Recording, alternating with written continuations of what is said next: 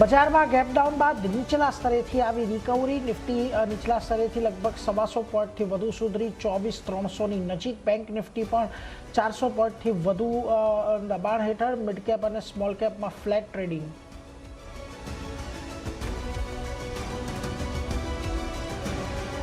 નબળી કમેન્ટ્રીને કારણે હેવેલ્સમાં મોટો ઘટાડો, 6%થી વધુ ઘટ્યો શેર. તેમજ પરિણામ પછી એસબીઆઈ લાઈફ અને ટ્રેન્ટમાં પણ ઘટાડો. તો મજબૂત પરિણામોને કારણે ફ્યુચર્સમાં ઓરેકલ ફાઇનાન્શિયલ ટોપ ગેલર્સમાં સામેલ. ટાટા કમ્યુનિકેશનમાં પણ ખરીદદારી.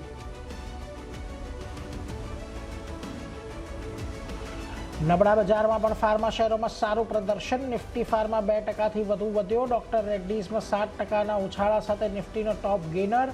એનર્જી અને અમુક કેપિટલ માર્કેટ શેરોમાં ખરીદી, પરંતુ કન્ઝ્યુમર ડ્યુરેબલ અને ઓટો શેરમાં દબાણ. 1 થી 2% બંને ઇન્ડેક્સમાં ઘટાડો. ગોદરેજ ઇન્ડસ્ટ્રીઝમાં 7%થી વધુનો વધારો. વેલ્યુ અનલોકિંગની અપેક્ષાઓ અને આગામી ઝડપી ગ્રોથ ગાઇડન્સથી આવી તેજી. કંપનીએ જણાવ્યું હતું કે આગામી 5 વર્ષમાં 5 લાખના માર્કેટ કેપને વટાવી શકે છે.